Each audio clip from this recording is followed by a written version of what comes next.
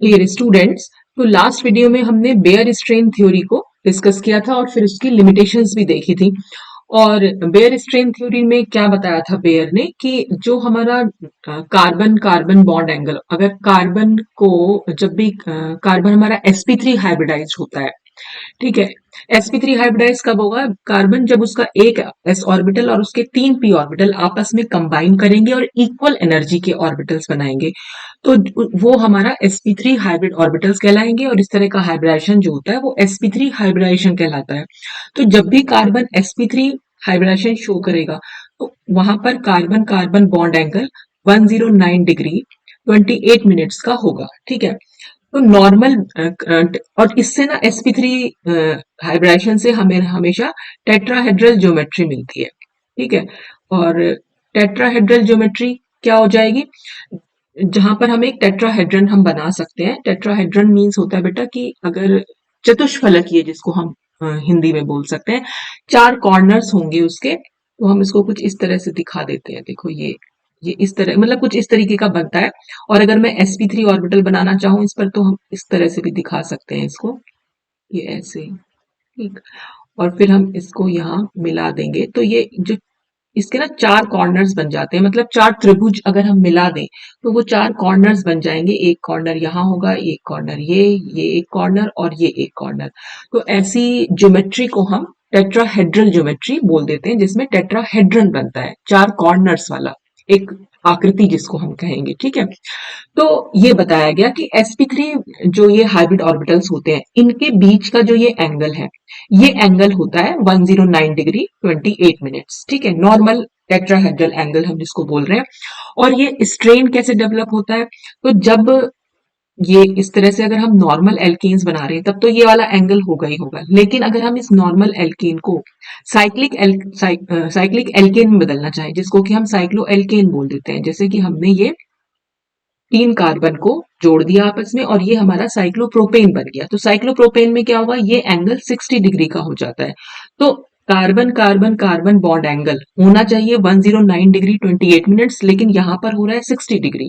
तो एंगल बहुत कम हो गया। तो इसलिए क्या होता है, ये वाला जो मॉलिक्यूल होगा जिसको कि हमने साइक्लिक बनाया है, ये एक स्ट्रेन फील करता है, यानी एक तनाव फील करता है। यानी इस मॉलिक्यूल में इस बॉन्ड एंगल के कम होने की वजह से एक तनाव उत्पन्न हो जाता है, जिससे कि ये मॉलिक्यूल के जो बॉन्ड है थोड़े से वीक हो जाते हैं, ठीक। और ये इसीलिए ये वाली रिंग जो है ना आसानी से ओपन हो जाती है, और इसीलिए साइक्लोप्रोपेन जो है रिएक्शंस भी हमारी केमिकल रिएक्शंस दे सकती है।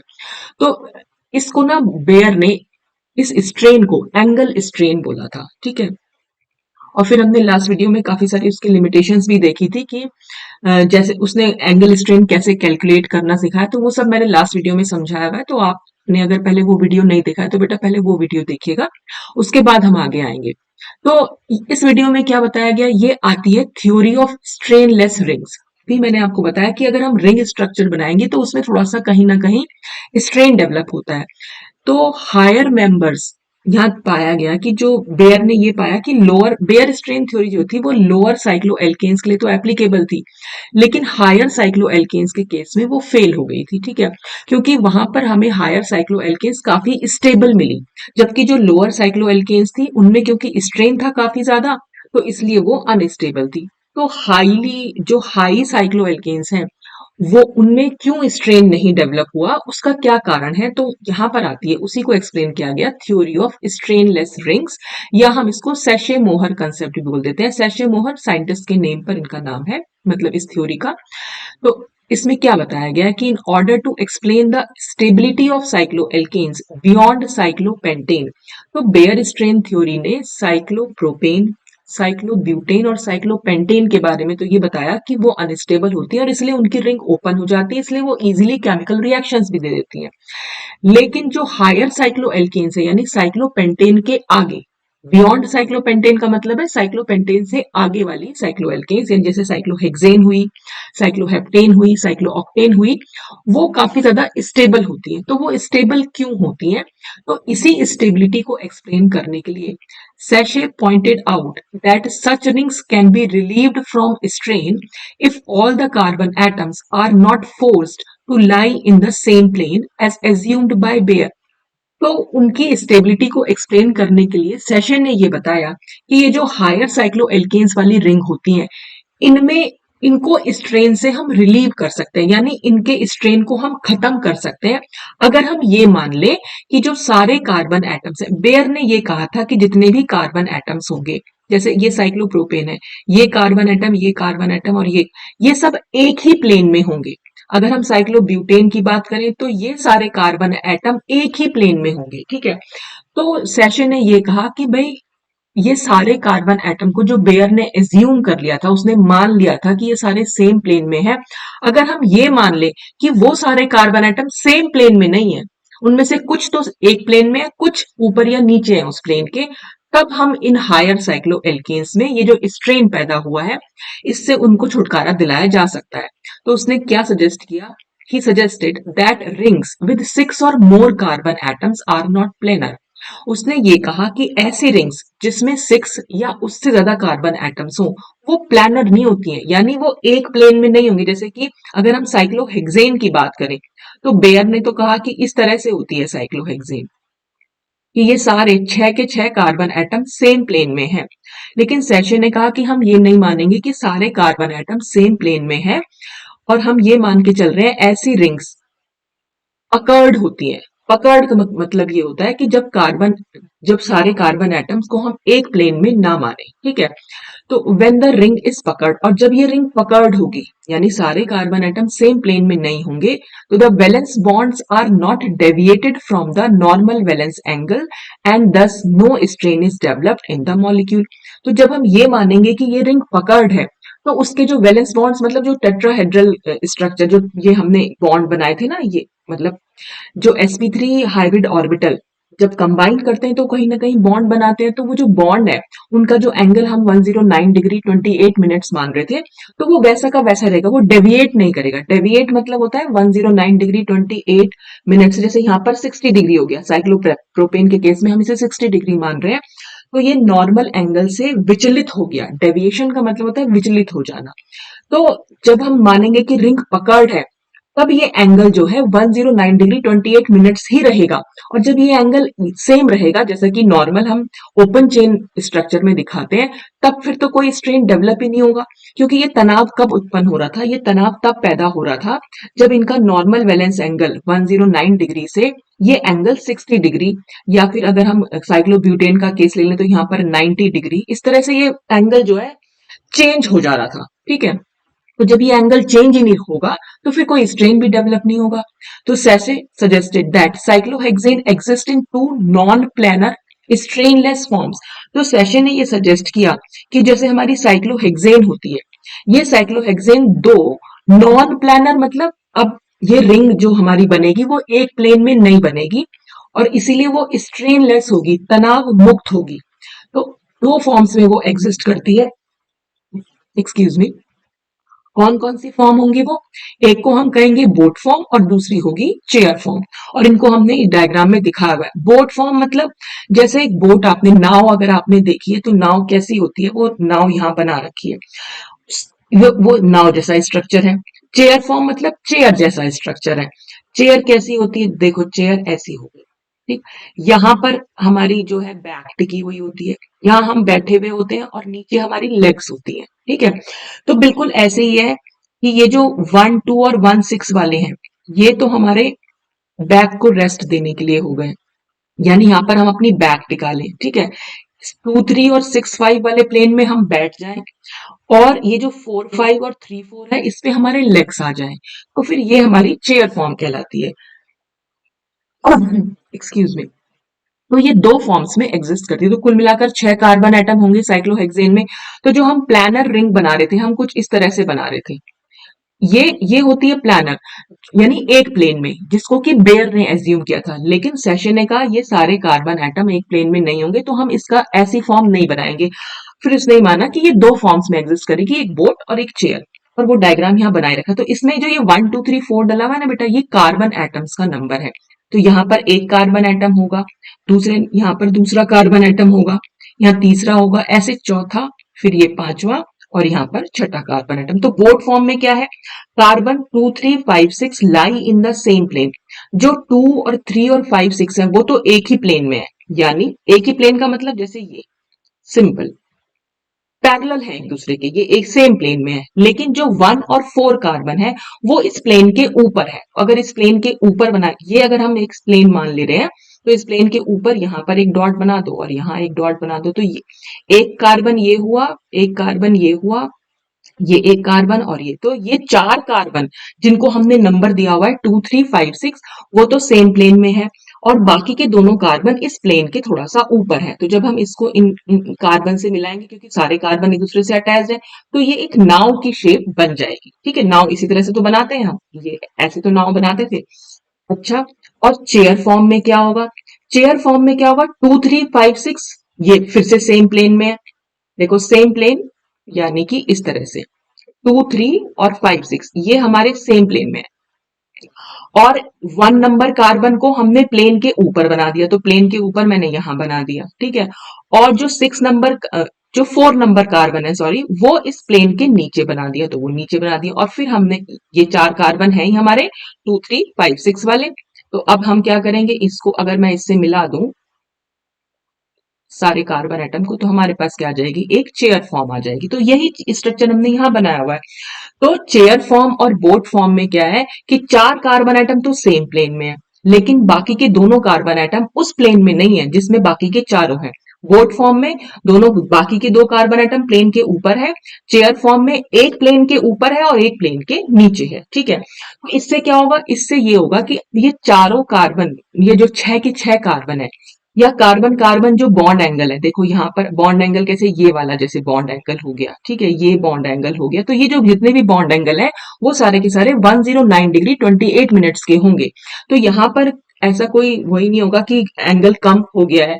तो जब एंगल कम ही नहीं होगा तो वहां पर कोई स्ट्रेन भी डेवलप नहीं होगा। तो जब स्ट्रेन डेवलप नहीं होगा तो इसलिए हम इनको स्ट्रेनलेस रिंग्स बोल रहे हैं। रिंग्स तो है ही आपस में जुड़ी हुए, कोई भी एटम्स अगर जुड़ रहे हैं आपस में तो वो एक रिंग फॉर्म कर रहे हैं। तो ये तनाव मुक्त रिंग्स हो जाएंगी। ठीक है, तो these two forms can be inter converted by just rotation about single bond. ठीक है, और ये एक दूसरे में इंटर कन्वर्ट भी होती रहती है बेटा। ठीक है, बोट फॉर्म चेयर फॉर्म में इंटर कन्वर्ट हो सकती है और चेयर फॉर्म बोट फॉर्म में इंटर कन्वर्ट हो सकती है। देखो कैसे, अगर ये फोर्थ वाले स्ट्रक्चर को उठा के मैं ऊपर ले जाऊं, तो फोर्थ वाला कार्बन अगर ऊपर आ जाएगा तो वो बोट फॉर्म बन जाएगी, और बोट फॉर्म में फोर्थ वाले कार्बन को अगर मैं नीचे ले जाऊं तो चेयर फॉर्म। ये मैं एक दूसरे में इंटर कन्वर्ट कर सकती हूँ, और ये इंटर कन्वर्जन बेटा मैंने बहुत अच्छे से समझाया हुआ है। मेरे स्टीरियो केमिस्ट्री का वीडियो है, अगर आप लोगों ने प्रीवियस क्लासेस में, वो बीएससी फर्स्ट सेम के लिए डाला हुआ है, वहां की प्लेलिस्ट में जाके देखिएगा।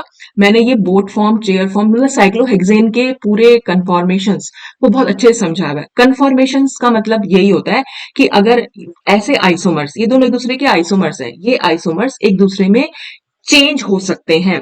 सिर्फ सिंगल बॉन्ड के अराउंड हमें रोटेशन करानी है, सिर्फ रोटेशन से जो स्ट्रक्चर्स एक दूसरे में चेंज हो जाए उनको हम कन्फॉर्मेशंस बोल देते हैं। ठीक, तो आप स्टीरियो केमिस्ट्री का वो वीडियो जरूर देखिएगा। और एक वीडियो मेरे को डालना भी है इसमें। देखो इसमें ना मैं अभी आपका एक और टॉपिक रहता है, अभी मैं डिस्कस कर ही लूंगी उसको।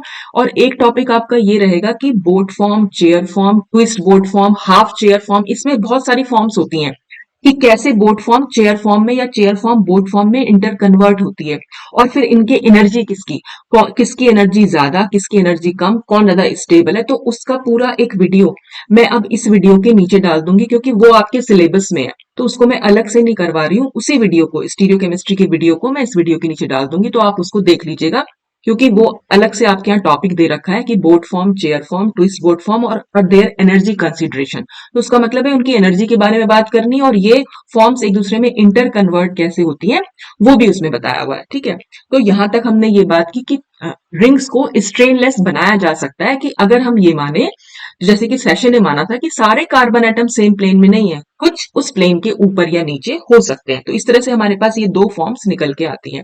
तो the above two forms of cyclohexane could not be obtained practically. Practically हम इनको ऑब्टेन नहीं कर सकते हैं। ठीक है, ये सिर्फ थ्योरी में हमने सोचा हुआ है इसको। And cyclohexane was found to exist in one form. Cyclohexane की एक ही फॉर्म होती है। ठीक है, लेकिन हाँ उसको मान ले, थियोटिकली हमने माना हुआ है कि वो दो फॉर्म्स है। मोहर suggested that these two forms continuously change into each other, क्योंकि ये दोनों फॉर्म्स एक दूसरे में बहुत जल्दी जल्दी चेंज होती रहती है। बोट जल्दी से चेयर में, चेयर फिर बोट में, फिर बोट चेयर में, तो इसलिए हमें सिर्फ ये एक ही फॉर्म मिलती है।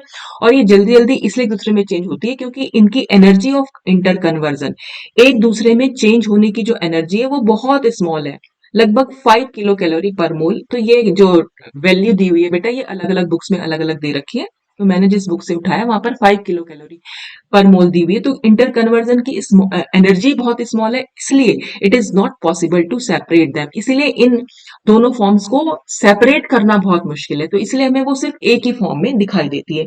तो ये थी थ्योरी ऑफ स्ट्रेनलेस रिंग्स या सैशे मोहर कंसेप्ट। ठीक, इसके बाद जो नेक्स्ट टॉपिक है और ये लास्ट टॉपिक है इस यूनिट का, ring strain is in small rings और बनाना बॉन्ड्स। बनाना बॉन्ड्स भी बहुत अपने आप में बहुत इंपॉर्टेंट है, या हम इनको ना बेंट बॉन्ड्स बोलते हैं, बेंट बॉन्ड्स भी बोला जाता है इनको, जनरली ये बेंट बॉन्ड के नाम से ज्यादा फेमस होते हैं। तो स्मॉल रिंग्स में जो रिंग स्ट्रेन है वो हम डिस्कस करेंगे कि क्यों है वो रिंग स्ट्रेन, और उस जिसकी वजह से हमें यहाँ पर साइक्लोप्रोपेन में जो है बनाना बॉन्ड्स, नॉर्मल बॉन्ड्स देखने को नहीं मिले, ना सिग्मा मिलेगा ना पाई मिलेगा, उसको हम सिग्मा पाई नहीं बोलते हैं, वो बनाना बॉन्ड्स होते हैं एक्चुअल में। तो वो बॉन्ड्स क्या होते हैं, कैसे फॉर्म होते हैं, वही हम इसमें डिस्कस करेंगे। तो we know that for a bond to form two atoms must be involved so that an orbital of one atom overlaps with an orbital of other atom। देखो एक बॉन्ड कैसे बनता है, एक बॉन्ड दो एटम्स के बीच में बनता है, ठीक है। जब इस एटम का एक ऑर्बिटल एटॉमिक ऑर्बिटल, और जब इस एटम का एक ऑर्बिटल, जैसे कि हाइड्रोजन हाइड्रोजन के बीच में एक बॉन्ड बना हुआ है, ये बॉन्ड कैसे बना होगा, जब इस हाइड्रोजन का एक 1s ऑर्बिटल, इसका हाइड्रोजन का जो इलेक्ट्रॉनिक कन्फिग्रेशन होता है वो 1s1 होता है। तो जब इस एक हाइड्रोजन का 1s ऑर्बिटल मैं ऐसे दिखा दूं, दूसरे हाइड्रोजन का भी 1s ऑर्बिटल ऐसे दिखा दूं, और फिर ये दोनों एटॉमिक ऑर्बिटल आपस में कंबाइन करके एक मॉलिक्यूलर ऑर्बिटल फॉर्म करें, तो ये दोनों ऑर्बिटल आपस में ओवरलैप करते हैं। यहां पर हम कंबाइन करने को बोल रहे हैं कि दोनों एक दूसरे के साथ ओवरलैप कर रहे हैं, तो ये हमारा पोर्शन ओवरलैपिंग का हो गया, ठीक है। तो अब जो ये स्पीशीज बनी इसको हम मॉलिक्यूलर ऑर्बिटल बोलेंगे। जब दो एटॉमिक ऑर्बिटल आपस में ओवरलैप करते हैं तो एक नया मॉलिक्यूलर ऑर्बिटल फॉर्म करते हैं। हालांकि दो मॉलिक्यूलर ऑर्बिटल बनते हैं, एक बॉन्डिंग मॉलिक्यूलर ऑर्बिटल बनता है, दूसरा एंटी बॉन्डिंग मॉलिक्यूलर ऑर्बिटल बनता है, ठीक। तो ये जो बॉन्ड है, और ये बॉन्ड कौन सा मॉलिक्यूलर ऑर्बिटल बना, क्योंकि ये यहाँ पर सिग्मा, इसको हम सिग्मा मॉलिक्यूलर ऑर्बिटल बोलते हैं। सिग्मा मॉलिक्यूलर ऑर्बिटल हमेशा जो एक्सियल दूसरे की एक्सिस के अलोंग, जब ऑर्बिटल्स एक्सिस के अलोंग एक दूसरे से ओवरलैप करते हैं तो हमेशा सिग्मा बॉन्ड्स बनते हैं। तो इसलिए हम इस वाले ऑर्बिटल को, जो ये ऑर्बिटल बन के आया, सिग्मा मॉलिक्यूलर ऑर्बिटल बोल रहे हैं। और इसीलिए जो ये बॉन्ड बन गया, इसकी वजह से जो बॉन्ड बना है ये हमारा, एक्चुअल में ये बेटा ये जो बॉन्ड होता है ना, ये सिग्मा मॉलिक्यूलर ऑर्बिटल ही होता है, आप ये समझ सकते हैं इसको। इस सिग्मा मॉलिक्यूलर ऑर्बिटल में दो इलेक्ट्रॉन्स रहेंगे, इस हाइड्रोजन का भी एक इलेक्ट्रॉन और दूसरे हाइड्रोजन का भी एक इलेक्ट्रॉन, तो कुल मिलाकर दो इलेक्ट्रॉन्स होते हैं। तो वही दो इलेक्ट्रॉन्स हम नॉर्मली दिखाते भी हैं कि एक इलेक्ट्रॉन इस हाइड्रोजन का और दूसरा इलेक्ट्रॉन इस हाइड्रोजन का, ठीक है। तो दोनों रहेंगे कैसे, तो दोनों मॉलिक्यूलर ऑर्बिटल अगर मैं दिखाना चाहूं तो हम इस तरह से दिखाते हैं, एक इलेक्ट्रॉन ये और दूसरे का दूसरा इलेक्ट्रॉन।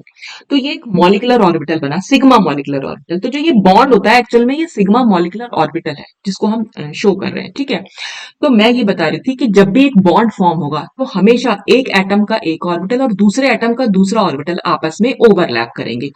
तो जितनी ज्यादा ये ओवरलैपिंग हो जाएगी, जितनी ज्यादा ये ओवरलैपिंग होगी, ये बॉन्ड उतना ज्यादा स्ट्रॉन्ग बनेगा, ठीक। तो for a given pair of atoms, atoms का जो पेयर, पेयर मैंने दो एटम जो हमने ले रखे हैं, उनमें क्या है, the greater the overlapping of atomic orbitals the stronger the bond. जितनी ज्यादा एटॉमिक ऑर्बिटल्स की ओवरलैपिंग होगी, बॉन्ड उतना ज्यादा स्ट्रॉन्ग बनेगा। तो when carbon is bonded to 4 other atoms, जब कार्बन चार और एटम से अटैच्ड होता है तो इट्स बॉन्डिंग ऑर्बिटल्स यानी sp3 orbitals are directed to the corners of a regular tetrahedron. इसका क्या मतलब है कि जब कभी कार्बन चार और एटम से अटैच्ड है, ठीक, ये जैसे ये कार्बन है, ये एक और कार्बन, ये एक और कार्बन, कार्बन के अलावा यहाँ हाइड्रोजन भी, जैसे मीथेन की अगर मैं बात करूं तो मीथेन के पास क्या है, एक सेंटर में कार्बन है और चार हाइड्रोजन से ये अटैच्ड है। तो जब कार्बन किन्हीं चार अदर एटम से जुड़ा हुआ है तो जो इसके बॉन्डिंग, अब यहाँ पर इसने कौन सा ऑर्बिटल यूज किया हुआ है, इसने sp3 ऑर्बिटल्स यूज किए हुए हैं। कैसे यूज किया, देखो कार्बन का इलेक्ट्रॉनिक कन्फिग्रेशन हो गया 1s2 और 2s2 और 2p2, और ये होते हैं हमारे वैलेंस शेल के ऑर्बिटल्स, यानी ये बाहरी शेल के इलेक्ट्रॉन्स हैं और यही इलेक्ट्रॉन्स बॉन्डिंग में पार्टिसिपेट करते हैं। तो हमने इसको दिखा दिया 2s2 और ये हमने दिखाया यहाँ पर 2p2। फिर एक्साइटेड स्टेट में, ये तो ग्राउंड स्टेट हो गई, एक्साइटेड स्टेट में क्या होगा, ये एक s का ऑर्बिटल, तो सॉरी इलेक्ट्रॉन, ये p ऑर्बिटल में चला जाता है। तो अब एक s के पास भी एक इलेक्ट्रॉन है और बाकी जो 3 p ऑर्बिटल, देखो ये p ऑर्बिटल होंगे और ये s ऑर्बिटल होगा। तो s ऑर्बिटल में भी एक इलेक्ट्रॉन है और जो ये 3 p ऑर्बिटल्स हैं इनमें भी एक एक इलेक्ट्रॉन है। तो क्या होता है, ये एक s ऑर्बिटल और ये 3 p ऑर्बिटल आपस में कंबाइन कर लेते हैं और हमारे पास 4 sp3 ऑर्बिटल्स देते हैं। तो अब हम इन ऑर्बिटल्स को sp3 ऑर्बिटल्स बोलेंगे, ना तो ये s ऑर्बिटल बोलेंगे ना हम इनको p ऑर्बिटल बोलेंगे। ये 4 हमारे पास sp3 ऑर्बिटल्स बन गए, ठीक है। और जब ये sp3 ऑर्बिटल्स बनेंगे तो अब ये क्या कर सकते हैं, अगर हमें मीथेन को दिखाना है तो ये क्या होगा कि sp3 ऑर्बिटल्स अगर मैं दिखाना चाहूं तो एक मिनट यहाँ पे देखते हैं, ये हमारे बनते हैं sp, एक s और 3 p ऑर्बिटल्स आपस में कंबाइन किए हुए हैं। इसमें एक छोटा सा लोब भी बना हुआ होता है, उसको मैं नहीं दिखा रही हूँ यहाँ पर, सिर्फ बड़े बड़े लोब्स दिखा रही हूँ उसके, ये ऐसे, ठीक है। तो छोटे लोब्स भी यहाँ पर हैं, ठीक। तो ये कार्बन के 4 sp3 ऑर्बिटल्स बन गए, ठीक है। अब इनको 1s, क्योंकि हमें CH4 दिखाना है तो हाइड्रोजन का 1s ऑर्बिटल इस कार्बन के sp3 ऑर्बिटल से कंबाइन करेगा। तो ये एक 1s ऑर्बिटल आ गया, ये हाइड्रोजन का 1s ऑर्बिटल, ये दूसरे हाइड्रोजन का, ये तीसरे हाइड्रोजन का, ये चौथे हाइड्रोजन का। तो 4 1s ऑर्बिटल ने यहाँ पर कंबाइन। तो यहाँ पर जो ये ओवरलैपिंग हुई किस किस के बीच में हुई, कार्बन का sp3 ऑर्बिटल और हाइड्रोजन का s ऑर्बिटल, यहां पर ये वाली ओवरलैपिंग हुई और इससे जो बॉन्ड बना वो हमारे सिग्मा बॉन्ड्स बने, ठीक है। तो इस ओवरलैपिंग से जब भी कभी, मतलब ये जब भी sp3 ऑर्बिटल हमारा कार्बन यूज करेगा तो जो इन ऑर्बिटल्स के बीच का एंगल है, देखो इन ऑर्बिटल्स की एक्सिस को अगर मैं दिखाना चाहूं तो वो ये एक्सिस है, ठीक है, ये एक्सिस हो गई। यानी कि अगर एक ऑर्बिटल मैं ऐसे बना रही हूं तो इसकी एक्सिस हो जाएगी ये वाली, ठीक। तो ये एक्सिस के मतलब जब ये इस तरह से ओवरलैप करते हैं तो हमेशा सिग्मा बॉन्ड बनते हैं, ठीक है। तो कार्बन जब भी 4 बॉन्ड से अटैच्ड होता है तो हमेशा अपने sp3 ऑर्बिटल्स को यूज करता है ओवरलैपिंग के लिए, यानी बॉन्ड बनाने के लिए, ठीक है। तो ये जो क्या कर रहे हैं अपनी एक्सिस के अलोंग, और देखो s ऑर्बिटल की भी एक्सिस, s ऑर्बिटल तो कहीं पर भी ओवरलैप कर सकता है, तो वो ये इस तरह से कंबाइन करके बनाएगा, ठीक है। अगर हम p ऑर्बिटल की बात करें, देखो p ऑर्बिटल हमारा ऐसे होता है, ठीक है। अगर ये p ऑर्बिटल इस तरह से कंबाइन करते हैं यानी कि साइड वाइज ओवरलैपिंग करेंगे, तो साइड वाइज ओवरलैपिंग से हमेशा पाई बॉन्ड बनते हैं, तो ये ओवरलैपिंग हो जाएगी कुछ ऐसी, ठीक। तो ये हमारे पाई बॉन्ड, यहाँ पर ओवरलैपिंग काफी वीक है, क्योंकि वीक कैसे है, क्योंकि इलेक्ट्रॉन डेंसिटी बेटा यहाँ पर होती है, इलेक्ट्रॉन्स कहाँ प्रेजेंट होते हैं, p ऑर्बिटल के लोब्स में प्रेजेंट होते हैं। तो इलेक्ट्रॉन डेंसिटी मैक्सिमम तो इधर रह गई, थोड़ी बहुत इलेक्ट्रॉन डेंसिटी ओवरलैपिंग में आ पाई। तो जब थोड़ी बहुत इलेक्ट्रॉन डेंसिटी होती है तो ओवरलैपिंग कम होगी, और जब ओवरलैपिंग कम होगी तो बॉन्ड भी हमारा वीक बनेगा। अभी अभी हमने पढ़ा जितनी ज्यादा ओवरलैपिंग उतनी ज्यादा स्ट्रॉन्ग बॉन्ड। तो इसलिए सिग्मा बॉन्ड कैसे बनते हैं, अगर यही p ऑर्बिटल सिग्मा बॉन्ड बनाएंगे तो सिग्मा बॉन्ड कैसे बनाएंगे, जब ये ऐसे ओवरलैप करेंगे तो ये अपनी एक्सिस के अलोंग ओवरलैप करते हैं। तो जब ये अपनी एक्सिस के अलोंग ओवरलैप करेंगे तो ये हमेशा स्ट्रॉन्ग बॉन्ड बनाएंगे। तो अब इन p ऑर्बिटल की एक्सिस अगर मैं दिखाना चाहूं तो वो ऐसे है, ठीक है। लेकिन ओवरलैपिंग कहाँ कर रहे हैं, ओवरलैपिंग ये यहाँ कर रहे हैं, ये इस एक्सिस पर तो मिल रहे हैं एक दूसरे से। तो जब ये एक, यानी ये वाला ऑर्बिटल इधर जा रहा है और ये ऑर्बिटल इधर जा रहा है, तो इस एक्सिस के अलोंग ये मिल रहे हैं। तो ज्वाइनिंग की एक्सिस अलग है और इनकी अपनी एक्सिस अलग है, तो दोनों एक दूसरे के परपेंडिकुलर है। तो जब इस तरह की कंडीशन होती है तो पाई बॉन्ड बनते हैं। यहाँ पर क्या है, ज्वाइनिंग की एक्सिस भी वही है और इनकी अपनी एक्सिस भी वही है। तो जो ये अपनी एक्सिस होती है इसको हम इंटर न्यूक्लियर एक्सिस बोल देते हैं। तो जब ये इंटर न्यूक्लियर एक्सिस पर मिलते हैं तो हमेशा स्ट्रॉन्ग बॉन्ड फॉर्म करेंगे, ठीक है। तो बस यही लिखा हुआ है कि जब भी कार्बन हमारा sp3 ऑर्बिटल यूज करेगा बॉन्डिंग के लिए तो हमेशा उसका एंगल जो होगा वो हमेशा 109 डिग्री 28 मिनट्स होगा। यानी अब हम जो इस एंगल की बात करें, ये वाला एंगल 109 डिग्री 28 मिनट्स। चाहे आप ये एंगल कह लें, चाहे आप ये एंगल या ये एंगल, कोई भी एंगल जब ये बात करेंगे तो 109 डिग्री 28 मिनट्स होता है, क्योंकि sp3 ऑर्बिटल के बीच का एंगल 109 डिग्री 28 मिनट्स होता है। Formation of a carbon carbon bond involves the overlapping of sp3 orbitals of one carbon atom with a similar sp3 orbital of the other carbon atom। अगर हमें एक carbon carbon bond बनाना है तो कैसे बनेगा, एक कार्बन का sp3 ऑर्बिटल और दूसरे कार्बन का भी sp3 ऑर्बिटल, दोनों आपस में कंबाइन करेंगे। तो the carbon carbon bond will be strongest when an sp3 orbital of one carbon overlaps with an sp3 orbital of the other carbon atoms to a maximum extent. देखो इसको मैंने इस diagram में दिखाया हुआ है। यहाँ पर क्या हो रखा है कि रेड पेन ले लेती हूँ। देखो ये वाली, ये एक sp3 ऑर्बिटल है, इस तरह से बनाया हुआ है, ये रहा एक, ठीक है। ये दूसरे कार्बन का sp3 ऑर्बिटल है, ये ऐसे आ गया, ये पहले का था ऐसा वाला, ठीक। और यहां पर ये ओवरलैपिंग दिखा दी दोनों के बीच में, तो ये और इनकी अपनी एक्सिस क्या थी, वो ये एक्सिस थी। तो आप देख रहे हैं ये जिस जो इनकी अपनी एक्सिस थी उसी एक्सिस पर ये कंबाइन भी कर रहे हैं, ठीक है। तो जब एक्सियल ओवरलैपिंग होती है इन पर, यानी एक्सिस के अलोंग ओवरलैपिंग होती है, हमेशा एक बहुत अच्छी ओवरलैपिंग होगी, गुड ओवरलैप लिखा हुआ है और इसीलिए उससे हमेशा एक स्ट्रॉन्ग बॉन्ड बनेगा, ठीक। तो वही चीज यहाँ पे भी लिखी हुई है कि जब भी ये एक दूसरे से बहुत मैक्सिमम ओवरलैप कर पाएंगे तो हमेशा एक स्ट्रॉन्ग बॉन्ड बनाएंगे। And this will happen only if the sp3 orbitals overlap along their axis. जब वो अपनी एक्सिस के अलोंग ओवरलैप करेंगे, तो यानी ये एक ऑर्बिटल बना दिया हमने और ये एक दूसरा ऑर्बिटल बना दिया हमने, और इनकी अपनी एक्सिस है ये वाली, ठीक है। और इसी एक्सिस के अलोंग ये एक दूसरे से कंबाइन कर रहे हैं, तो ये हमेशा स्ट्रॉन्ग बॉन्ड बनाएंगे। As the axis of sp3 orbitals are at angles of 109 degree 28 minutes to each other. और क्योंकि sp3 ऑर्बिटल्स की जो एक्सिस है उनके बीच का जो एंगल है वो 109 डिग्री 28 मिनट्स है, इसलिए जो कार्बन कार्बन बॉन्ड्स बनेंगे विल हैव देयर मैक्सिमम। तो कार्बन कार्बन बॉन्ड्स की बीच की मैक्सिमम स्ट्रेंथ कब होगी, जब दोनों के बीच का एंगल, या जब भी हम कार्बन कार्बन बॉन्ड्स बनाएंगे जब उनके बीच का एंगल 109 डिग्री 28 मिनट्स होगा। अब साइक्लोप्रोपेन में क्या है, साइक्लोप्रोपेन में तीनों बॉन्ड्स के जो बॉन्ड एंगल है वो 60 डिग्री है। अब 60 डिग्री तो 109 डिग्री से बहुत कम है, तो ये वाला जो बॉन्ड एंगल है, दिस बॉन्ड एंगल यानी 60 डिग्री वाला, will not allow perfect overlapping of the orbitals. इन अब क्या है, इस बॉन्ड एंगल की वजह से ऑर्बिटल्स के बीच में परफेक्ट ओवरलैपिंग नहीं हो पाती, and the bonds formed will be weaker then the usual carbon carbon bond. और जो नॉर्मली हम कार्बन कार्बन बॉन्ड बना रहे थे उसके कंपैरिजन में यहां पर अब बॉन्ड्स जो बनेंगे वो बहुत वीक बनेंगे। देखो वो भी देख लो। अब ये है पुअर ओवरलैप, यहां पर जो दिखाया हुआ है देखो, ये है एक sp3 ऑर्बिटल, ये है दूसरा sp3 ऑर्बिटल, ठीक है। यहां पर अब ये पुअर ओवरलैपिंग है क्योंकि एक्सिस तो चली गई इनकी, देखो ये है यहाँ ये वाली एक्सिस और इसकी एक्सिस हो गई ये अपनी एक्सिस पर ओवरलैप नहीं कर रहे हैं बल्कि थोड़ा सा मुड़ गए हैं। तो जब ये मुड़ गए हैं तो इसका मतलब थोड़ा सा बेंट हो गए, मुड़ जाने का मतलब बेंट हो गए, तो ये पुअर ओवरलैपिंग हो रही है अब इनके बीच में, तो अब ये बनेगा बहुत वीक बॉन्ड।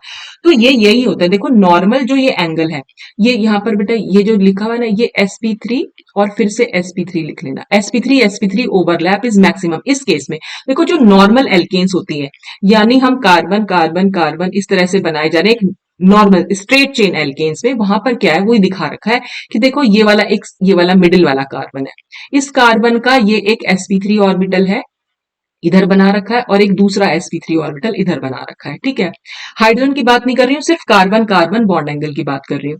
ये वाला एक और कार्बन है, इसका भी एक sp3 ऑर्बिटल यहाँ बना रखा है और एक दूसरा sp3 ऑर्बिटल इधर बना रखा है। फिर एक तीसरा कार्बन है ये, ठीक, इसका एक sp3 ऑर्बिटल इधर है और एक sp3 ऑर्बिटल इधर है।